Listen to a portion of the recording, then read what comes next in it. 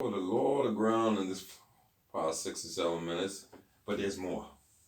And dealing with the issue of flesh, we talked about flesh earlier in the recording, and we talked about what there was a lot to do with selfish acts, stuff connected to the self, attitudes, behaviors, and so on. Okay, if you look at this now, this is a picture of a Christian living of his flesh.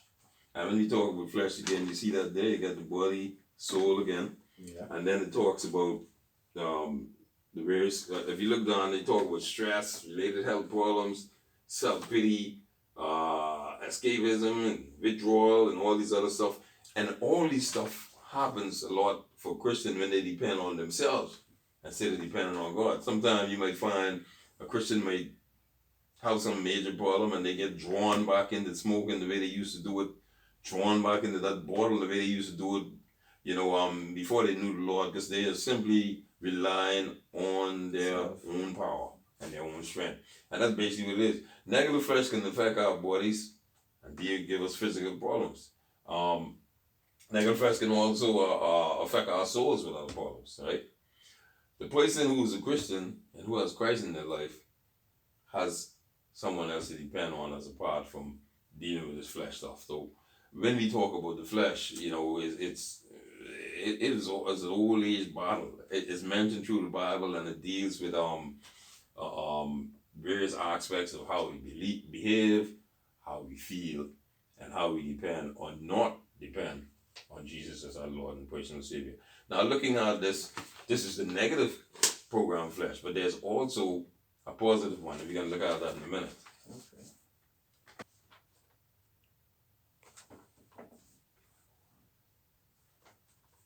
Okay, you said you was concerned about some things, and there's the list itself.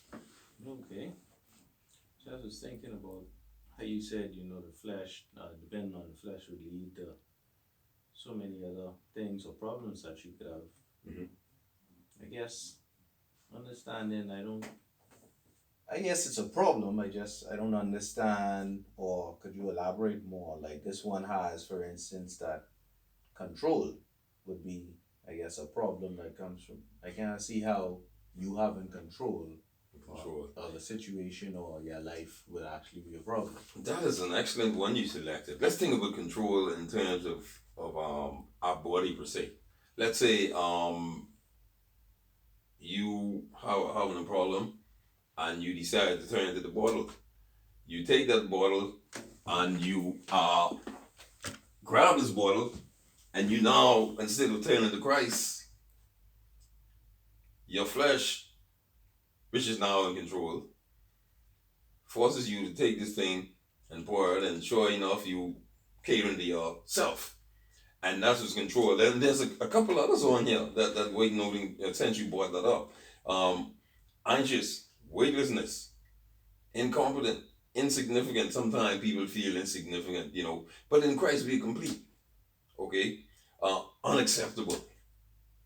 And then when you think, and that's the emotional ones, then there's some other ones with the mind, distorted view of some things, I know of a chap who had this distorted view of his father. He didn't want to forgive him because his father was beating his mom, and these are different times, negative flesh occurrences that happen during the course of them. And then the flyer lists a number of them. It says stress-related health problems.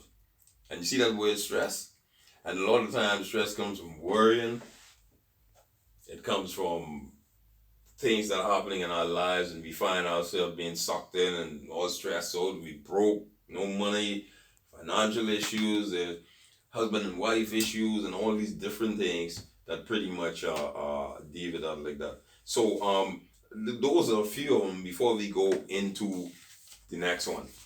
Okay, we went through a number of negative items connected to the flesh, but of course there's positive program flesh.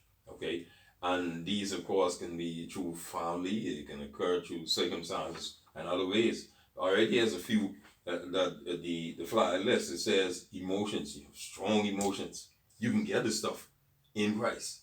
All right, being confident, competent, and significant. All these things. Have you ever had a situation where you probably felt you didn't felt like you was confident, going in there, especially maybe trade related or something like that, and you just like, oh man, Yeah. mm, and these are the ones that do it.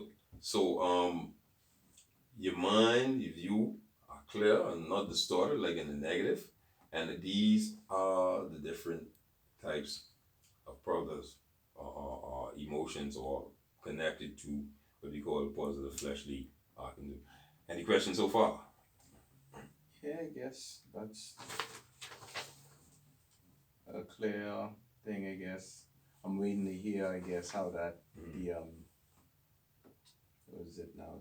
The God now living inside of you Mm-hmm. changes all of this. I mean, I kind of have an idea, but guess I'm waiting to see if I'm right or not. Yeah. Okay. Well, when you think about it, God loves both the positive and the negative program as true children, because both of those, in some instances, they help us to grow and continue to be what we're supposed to be. So, but the positive ones are the better ones, in my opinion. And you notice right there, if you look at the program there, I mean, that flyer, you're seeing right there in the center, even though you're having the flesh right there, and you have these other stuff going on, these emotions, in the center there is the spirit still, Okay. and that is our help in the time of need. 2 Peter 5:7 talks about casting all cares upon him, for he cares for us. And oftentimes when we get in the negative side of the flesh, or the negative flesh, we are taken away from the Lord, and as a result, we find ourselves dependent on our own self, as opposed to basically with the positive side where Jesus is in the middle there, and all these other things is taking place so far. Okay, you good so far? Yeah, man. All right, we still gotta go and gonna keep going, and we gotta look out at the second one. Okay, we've talked about a number of things so far, and our last point was the positive life, and when we want to talk about the one we want to talk about now is the victorious exchange life.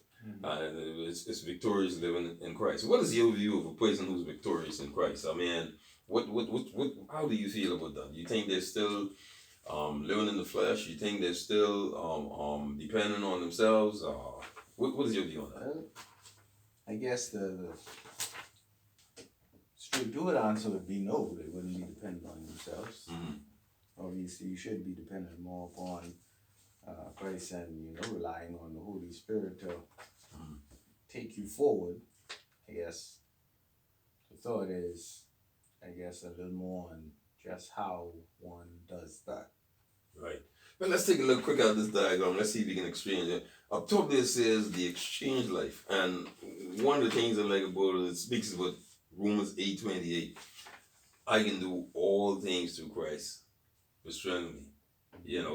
And Romans 8:28 says a lot when we talk about Christ here. We're talking about grace now. We're talking about, when you talk about exchange life and the victorious life in Christ, we're talking about what Christ is now doing through us, and this is a grace walk. Christians still have the flesh, but they can still be victorious even though the flesh is there. And we look down at that center of the diagram there it is again, the sea or the spirit, and that is the center. That is the place of self-control right there. And that is the place where Jesus resides, and that he allows us to have this victorious Christian life. If you look down here at this, again, we seeing those same words, the emotion, the mind, and all these other stuff. But at the bottom now, it's saying victorious living. Romans 15:18, Ephesians 3:20. And these are some of the things that help us victorious. Now, if we don't have a Bible here, we should have. I left it in the car, but had we done it, we could have gone through those verses in thoroughly and see what they said. But you notice how small the F is, and then now the flesh is slowly pulling back.